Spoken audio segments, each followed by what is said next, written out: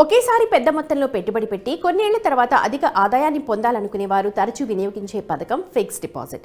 ఇది సురక్షిత పెట్టుబడి పథకంతో దాదాపు 8% వడ్డీ కూడా వస్తుంది కాబట్టి అందరూ వీటి వైపే చూస్తారు. అయితే ఈ పథకంలో ఒకేసారి పెద్ద మొత్తంలో పెట్టుబడి పెట్టాల్సి ఉంటుంది. అలా చేయలేని వారు చిన్న ఫిక్స్డ్ డిపాజిట్స్ని ఎంచుకుంటుంటారు.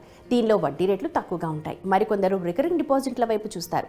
దీనిలో కూడా మీరు స్థిరంగా కొంత మొత్తాన్ని ప్రతి నెల పెట్టుబడి పెట్టాల్సి వస్తుంది.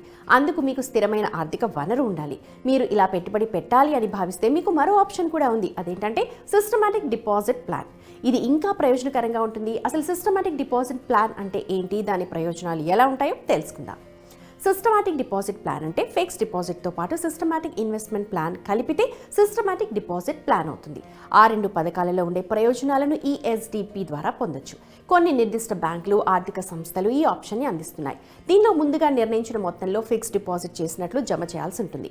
ఆ సిస్టమాటిక్ డిపాజిట్ ప్లాన్ గురించి చాలా మందికి అవగాహన లేదు. చాలా తక్కువ మొత్తంలో దీనిలో పెట్టుబడి పెట్టొచ్చు. ముందుగా నిర్ణయించిన కాల వ్యవధి ప్రకారం 500 రూపాయల నుంచి దీంట్లో మొదలు పెట్టొచ్చు.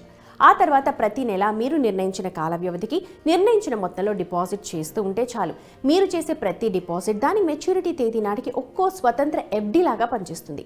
అది స్టార్ట్ అయిన తేదీ నుంచి వడ్డీ దానిలో జమ అవుతూ ఉంటుంది. ప్రతి నెల కాంపౌండ్ ఇంట్రెస్ట్ ఉంటుంది. ప్రతి డిపాజిట్ పదవీ కాలం పూర్తయిన తర్వాత మీరు అసలు పెరిగిన వడ్డీ రెండింటినీ కలిపి తీసుకోవచ్చు.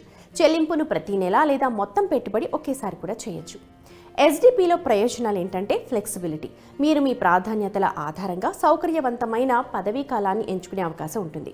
మీరు నిర్దిష్ట స్వల్పకాలిక ఆర్థిక లక్ష్యాలను కలిగి ఉన్నట్లయితే స్వల్పకాలిక పెట్టుబడి సాధ్యపడుతుంది. అయితే దీర్ఘకాలాన్ని ఎంచుకోవడం వల్ల అధిక రాబడి వస్తుంది.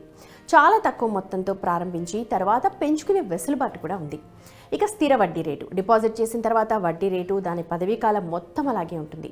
ఇది ప్రధాన మెచ్యూరిటీ మొత్తాల స్థిరత్వానికి హామీ ఇస్తుంది. పెట్టుబడి వ్యవధిలో ఆందోళనను కూడా తగ్గిస్తుంది. Compound interest. ప్రిన్సిపల్ అమౌంట్తో పాటు వడ్డీ పైన మళ్లీ వడ్డీ పొందే అవకాశం ఉంటుంది. దీనివల్ల దీర్ఘకాలంలో గణనీయమైన రాబడొస్తుంది. అకాల ఉపసంహరణ ఎంపిక కూడా ఉంది. ఎస్డిపిపై ముందస్తు ఉపసంహరణను అనుమతిస్తోంది. ఏదైనా అత్యవసరంగా ఆర్థిక అవసరాల విషయంలో షెడ్యూల్ చేసిన మెచ్యూరిటీకి ముందే మీరు డిపాజిట్ని యాక్సెస్ చేయడానికి ఈజీగా ఫెసిలిటీ అందిస్తోంది. అలాగే సేఫ్టీ. ఈ ప్లాన్లు సురక్షిత పెట్టుబడులుగా పరిగణిస్తున్నారు. వాటిని ఈజీ చేసేందుకు బ్యాంక్ లేదా ఆర్థిక సంస్థ హామీ ద్వారా మద్దతిస్తున్నారు. మార్కెట్ రక్షణ.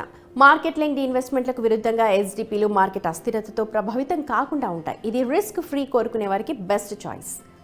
అలాగే వడ్డీ రేట్లు. సాధారణంగా ఎస్డిపి రేట్లు ఎంచుకున్న పదవీ కాలం ప్రస్తుత మార్కెట్ రేట్ల ఆధారంగా మారుతూ ఉంటాయి.